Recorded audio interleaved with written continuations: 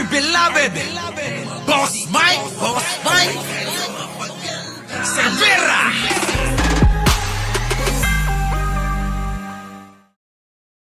Sige, ito na, bad news. Eto na naman. Siyempre, alam nyo na. Ha? Pasok, Roque. Bagamat nagsalita na maanghang si Presidente sa Australia na para bagang magsisimula na ang giyera sa panig ng Pilipinas at ng China. Yan na sinasabi ko, di ba? Naniniwala na ba kayo sa mga chika bells ko? Sabi ko sa inyo, hindi lang ako... naloko na.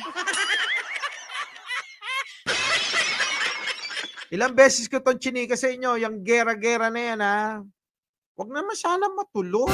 Abay, mas malala ang sinabi niya sa Germany. Ang sinabi niya, naghahanda raw ang China para ma-annex ang teritoryo ng Pilipinas. Yan na, kakampihan niya yan. Hintayin nyo. Si Roque ay kakampi ng China. Si Roque ay tatakbong senador sa China.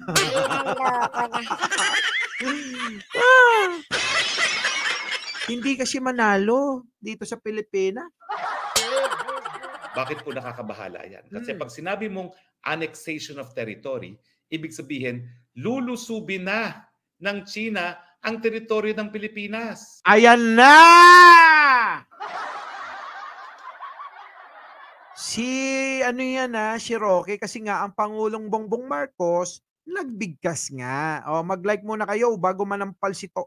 Kasi sa panahon ngayon, na sinusupil ang malayang pananalita sa pamamagitan ng pagkulong kay Eric at kay Dr. Badoy, sa pamamagitan ng pagsasara ng SMNI, pamamagitan ng pag-aaresto ng Kongreso. Ay, naku, siningit pa yan. Para bagang ito ay preparatory to martial law. At ano naman po kinalaman ng martial law doon sa sinabi ni PBBM, baka i-annex ng China ang ating teritoryo?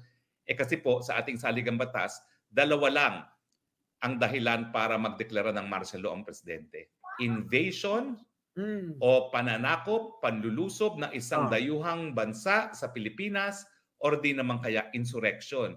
Yung paghihimaksik ng mga mamamayang Pilipino. Di ba kapag sinabi niyang mag-a-annex na ang China ng ating teritoryo, sinasabi niya malapit na ang invasion ng China. Hala! Sige, pasok. At ang nakakatakot po ito po hindi sa ako'y pro-China.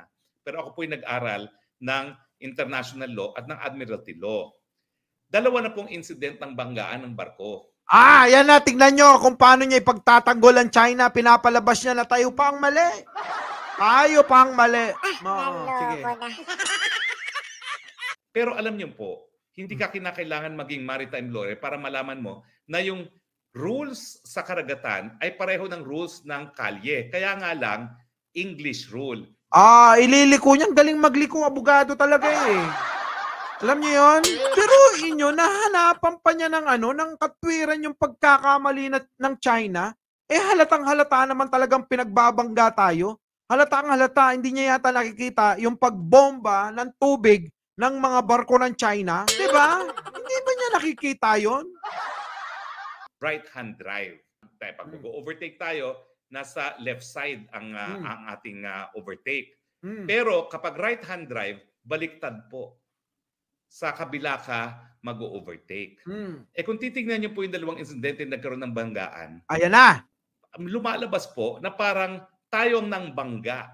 Kita niyo, pinalabas pa ang tayo na bangga. Sasampalin kita ng burat. Grabe, no?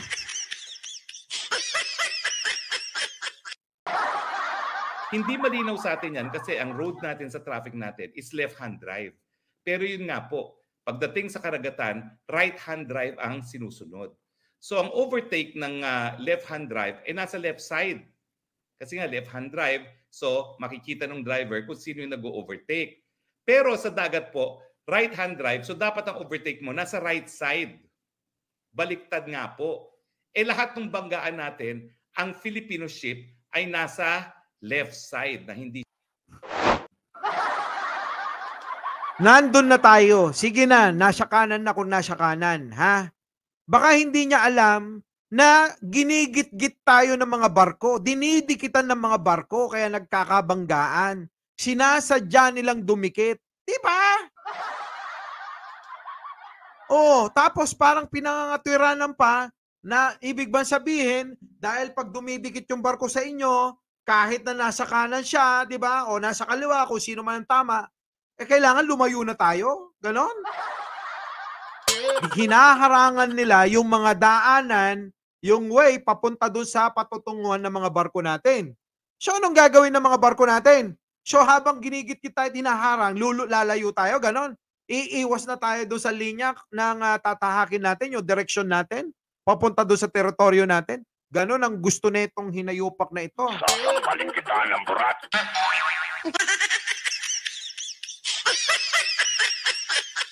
Nanggigigil ako ng very, very loud. Sasampalin kita ng burat. So para bagang yung mga advisors ni PBBM, kasama na dyan yung Oh, sisihin mo na naman si PBBM. Sasampalin kita ng burat.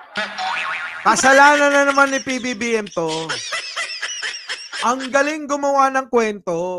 to Washington DC na si Babes Romualdez at saka yung kanyang pinsan na si Mr. Specker, para bang pinaiinit na kusa ang hidwaan at gumagawa talaga sila ng hakbang para ba mababait yung mga Chino na gumamit ng dahas laban sa atin. Oh, kita nyo, di ba? Parang kasalanan na talaga natin.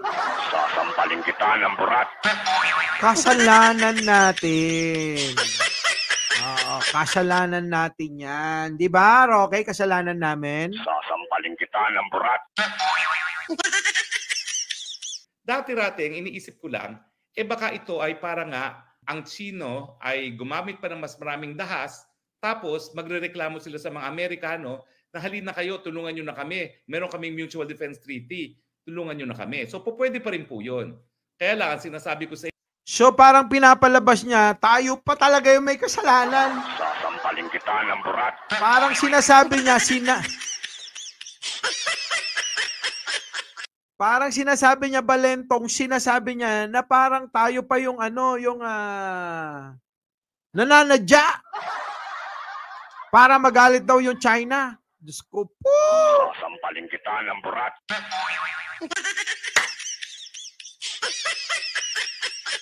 inyo, nangyari na po yan ng Scarborough Shoal. At ang nangyari, in-invoke na ni Noynoy Aquino na tulungan tayo dahil sa Mutual Defense Treaty. Ang ginawa ng Amerikano, ay nako, sige, nakipag-negotiate na ako sa China, umalis kayo dyan sa Scarborough Shoal, aalis din sila. Pero nangyari, umalis tayo, naiwan ng mga Chino at nawala sa atin ang Scarborough Shoal. Binenta nyo. Sasampalin kita ng burat. Binenta nyo eh. Nakapagkasundo si amo mo eh. Pero sila ba'y tumulong sa atin? Hindi. Kasi alam nyo naman, ang China, ang pinakamalaking trading partner ng Amerika, ang pinakamalaking pinag-uutangan ng Amerika. Kapag sila'y nagkagera, can you imagine, lahat ng assets ng isa't isa, frozen. Sweet. Sasampalin kita ng burat.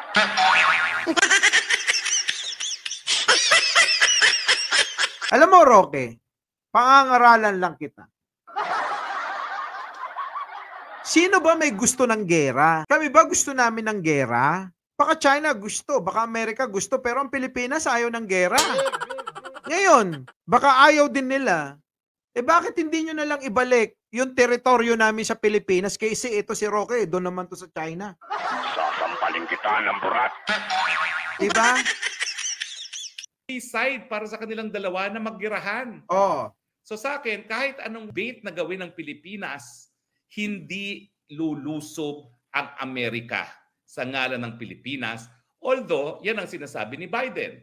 We will stand by our ally in Asia and the Pacific. Narinig nyo na ba yun? Ulitin ko ha. Para maniwala kayo sa Chismax. Pilipinas. Although, yan ang sinasabi ni Biden. We will stand by our ally. Ang isa't isa, frozen. Suicide para sa kanilang dalawa na maggirahan.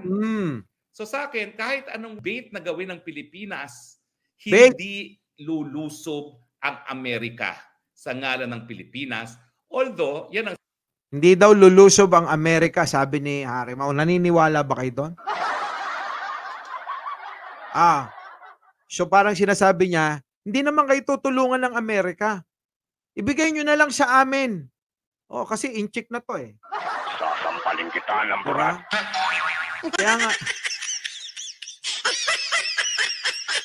Kaya nga, Harry Mau, di ba? Sarah Mau, si Digong, di ba? Sino?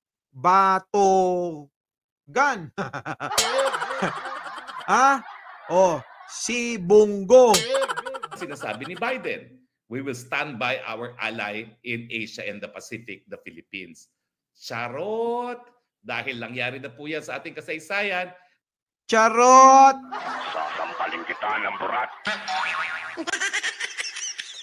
noong Scarborough Shoal, hindi naman sila sumaklolo. Pansinin niyo po Kaya hindi sila sumaklolo ng mga panahon na yon, ang sinasabi nila, hindi sila kumakampi sa agawang teritoryo. Pero ngayon, ang linya nila, kakampi na kami dahil kinakailangan ma-promote ang freedom of the high seas. Come on. Sa totoo lang po, una-una, hindi naman sila po pwede makipaggera sa Amerika na walang congressional approval. So miski may obligasyon sila na rumesbak sa atin, kung hindi naman sila payagan ng Kongreso, hindi mangyayari yon. So, ibigay na lang natin ang teritoryo natin sa China. Yun ang gusto niyang sabihin. Diba? Minura pa ang US President. Kaya nga, paano nga kakampi sa mga damuhong ito, Mar de la Cruz? Inaaway nila, minumura nilang presidente. Tapos gusto nyo tulungan kayo? Sasampalin kita ng burat. Anyways, yan nyo na si Harry Mau. Hoy, Abogadong Roque, bobo ka! Muli! Mike Cervera po, laging nagpapaalala, mahalin natin ang ating kapwa, ipagdasal natin lagi ang ating bansa. Magandang umaga, magandang hapon, at magandang gabi. Sa mandako ng mundo, naroon kayo. Siyempre, magandang buhay na rin para sa ating lahat. Our beloved Boss Mike Cervera.